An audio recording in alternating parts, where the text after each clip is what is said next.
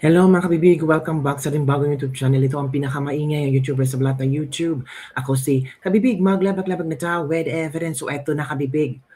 Ay nako, baliktaran na, laglaga na mga kabibig. Isang kakamping nilampaso si Leni Robredo, mas pinaburan si BP Sara.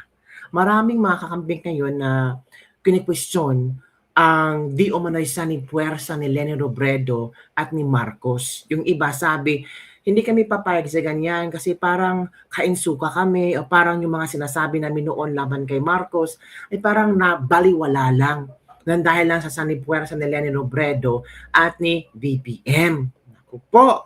Kaya itong isang I don't know kung solid kakamping ba talaga ito. Itong si Attorney Luke Espiritu, grabe. Mas pinabura niya si VP Sara. Mas kanyang inexplain na si VP Sara ay against sa corruption ni Marcos. Bakit si Leni Robredo ay parang beso-beso na kay Marcos. Na parang nakalimutan ng Leni Robredo ang tinatawag na good governance. Naku po. Paretang sumasakay sa agos si Leni Robredo sa kung saan pwedeng alam niyo na, magsipsip. So, kung si Leni Robredo ay makipagsanib puwersa kay Bongbong Marcos, alam niyo na. Ibig sabihin niya, nilunok ni Mama Lenden ang kanyang pride. Nilunok na lahat ng sinasabi niya. So, it means walang paninindigan. It means yung mga sinasabi lang niya noon ay parang kadramahan lang at kaplastikan para makuha ang atensyon ng maraming tao. So, kung si Leni ay makipagsanib puwersa kay BBM, meaning, kung ano yung ginagawa ni BBM ng pagnanakaw ngayon, ay nako, posibleng gagawin ni Leni. Diba? So nasaan na yung good governance? Kasi maging kontrolado ni BBM si Leni Robredo. Kasi kailangan ni BBM na meron siyang hawak na isang politiko kahit hindi na siya presidente. So si Leni Robredo, posible ang nakikita niya na pwedeng maging tuta ni BBM. Ewan natin kabibig kung posible ba yung mangyayari. Posible yan kung talagang gusto ni BBM na si Leni ang tatakbo for his admin. So, posibleng paikot-ikutin ni BBM si Leni sa kanyang palad. O, Leni ha, ako ang nagpanalo sa'yo. Utang mo sa akin yung posisyon mo. Hala ka, so paano yan kakamping? Magiging amo yun na si BBM. Noon ay talaga niyurak-yurakan nyo si BBM, sinasabihin yung magnanakaw, later on, magiging amo yun na si BBM. Hala ka. So, ito kabibig, si Luke Espiritu, kung saan kanyang tawag dito, iba ang kanyang atake kay Leni Robredo. Let's watch this video. Nakipag-alyansa ka nga sa magnanakaw Di ba? Paano naman ikaw ang alternatibo? Ang naniningil lang sa magnanakaw si Sara Duterte. Hindi sasabihin ng masa, siya yung alternatibo kay Marcos. Kay Marcos yung sinasabing dapat mag-alyansa ang Pink at Liberal kay Marcos. Yan ang sinasabi kong kiss of death. Kiss of death para sa Liberals, kiss of death para sa Pink.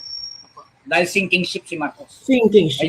Hindi sila mananalo kay Sara kapag nakipag-alyansa sila kay Marcos. Sinking ship lang. Grabe ha, grabe ang prediction ni Attorney Luke Espiritu na hindi mananalo si Leni kung makipag-alyansa kay BBM. Kasi si BBM ay sinking ship, mas mananalo si BP Sara. Naku, pag-isipan mo ito, Leni, ha? Kasi itong si Luke Espiritu, sabihin natin, laban ito kay Leni Robredo, palaban to, at nalaban na si Leni Robredo, pero parang biglang nag-iba ang hangin. Kasi itong si Luke Espiritu, hindi to kainsuka. As you can observe, ayaw niya talaga kay BBM. And until now, pinaninindigan niya na ayaw niya kay BBM. Diba? So, sabi ni Luke Espiritu, baka feeling ni Leni nga siya ang alternatibo. In fact, nakipagsanib siya sa isang magnanakaw na si Bongbong Marcos. So, kung yun ang kailang tandem, sabihin ng mga tao, Leni, BBM, si BBM magnanakaw, si Leni din, posible maging magnanakaw. Hala ka. Magkasasakay sa sinking ship. Yes. So, walang naniniwala na hindi corrupt si Marcos. Ang masang Pilipino, alam na magnanakaw yan. Yan ang pinakamagnanakaw na president since the time of his father. Number one, siyempre top-notcher ang tatay niya. Siya salutatorian sa pagnanakaw. So, parang lalabas, corrupt din itong Pink. Mawawalan ka ng kredibilidad. Diba? Tama. Ngayon, makikipag-alyansa ka sa magnanakaw. Diba? Salutatorian sa kanyang tatay sa pagnanakaw, sa dami ng ninakaw. Mag-alyansa ka sa kanya. Tapos ang mensahe mo, wag nating gawing presidente si Sara Duterte. Sino presidente? Kami. Sabi ng masang Pilipino, nakipag-alyansa ka nga sa magnanakaw Di ba? May point. Ano naman ikaw ang alternatibo? Ang naniningil lang sa magnanakaw si Sara Duterte. Correct. Isa sabi ng masa, siya yung Alternatibo. kay Marcos. Tama. Hindi kayo. Ang ibig sabihin lang, kung magnanakaw, sasama ka sa magnanakaw, ako magnanakaw na rin. Hindi naman magnanakaw yung mga anti-corruption din yan. Opo. Pero kahit na anti-corruption, ang pinag-uusapan alyansa kay Marcos, oportunista na pagtingin ng kung paano man. That's the term, oportunista. Oportunista para makaupo ulit sa posisyon. Gagamitin si Marcos para makaupo ulit sa posisyon. Parang ano lang, mutualism, di ba?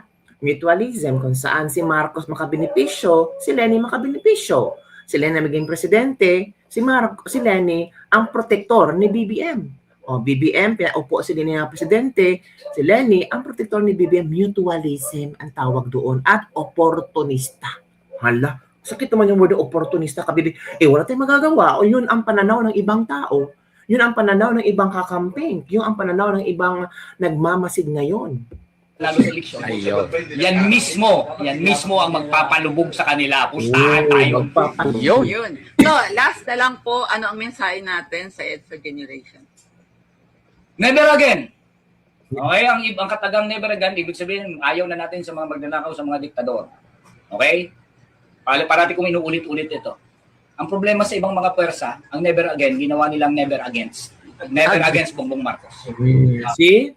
Never against Bongbong Marcos. Why not? So ito naman ang komento ng ating mga netizens. Umpisa na. Maaga pa daw para sa 2028 sa pagkagulong muna sila. Mukhang may mabuting kaluluwa na sumapi kay Espiritu. Ayan na, exciting to. Sila na nag-away-away. Ipapanalo ko to sa 2028. Never against. Natumbok mo, sir, from Avon Navarrete. Sa dami nitong sinasabi, ngayon lang tumama.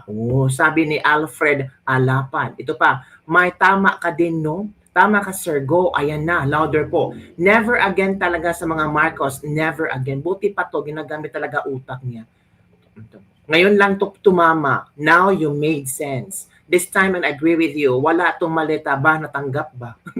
Sabi ng mga netizens. So ikaw, Kabibig, ano ang inyong punto regarding dito? Na talagang di umano'y tawag dito, tama naman ang point ni Attorney Luke Espiritu. Nakipag-alyansa ka, natural kung ano ang bahid ng isang tao, mababahiran ka talaga. Diba? Well, Lenny is good for tagline na good governance. Pero kung makipag-alyansa ka sa isang magnanakaw, paano maging good governance? Mas lalong pinagtatawanan ka kasi yung mga sinasabi mo tungkol kay BBM noon, parang kinakain mo lang. Diba, Kabibig? So, ano ang iyong point, mga Kabibig? Hanapin natin yung mga sinasabi ni Lenny noon. Ang daming sinasabi ni Lenny noon. Grabe, as in super tungkol kay BBM. Well, in fact, gamit na gamit ng mga tao ngayon, mga sinasabi ni Lenny Robredo tungkol kay BBM noon. Ano ba yun, mga Kabibig? If hindi nakalimutan yung number 1, magnanakaw. Ito watch this video na kung saan sobrang, alam mo na, galit si Lenny kay Bongbong Marcos. At the same time, Bongbong Marcos don't like Lenny Robredo kasi natalo siya twice, di ba? Ito. Marcos sa Malacanang. Hindi naman siya minor, no? Robredo, hindi raw dapat tumungtong ang isang March 18, 2016 to March 18, 2016. Marcos sa Malacanang. Hindi naman siya minor nung nangyari yon. Mahirap mag-wash hands dahil sasabihin mo, tatay ko yun, wala akong kaalam-alam doon. 30 years ago, they should have been perpetually disqualified. We had a revolutionary government. So kasi, Karen, with the magnitude of wealth that was robbed from us, dapat sana oo. With the magnitude of the human rights abuses that has been committed during the Marcos regime, dapat sana oo. Talagang naniniwala ako na if he will be elected for something as high as the vice presidency, parang laughing stock of the world tayo. Bakit hindi dapat iboto si Bongbong Marcos? Number 1, sinungaling. Pangalawa, in the difficult moments, hindi siya nagpapakita. A few moments later. In all honesty, I wish the president well. I want him to succeed. Nag-post po ng Instagram story si former Vice President and Naga City Mayor Leni Robredo. The possibility of a Lenny Marcos, alliance is something that can be formidable. Army formidable. Pwede daw ang Lenny at Bongbong Marcos alliance. Pero sabi ni Atty. Luke Espiritu, oportunista. Hala ka mga kabibig. Yun lang po mga kabibig ang ating latest Lebek for today. Don't forget to like, subscribe, and share this video. Bye everyone. See you next time. Naku, grabe naman yung oportunista. Para lang talaga mag-maintain or makuha ang gusto niya sa na posisyon, kailangan talaga maging oportunista or kain suka. Hala!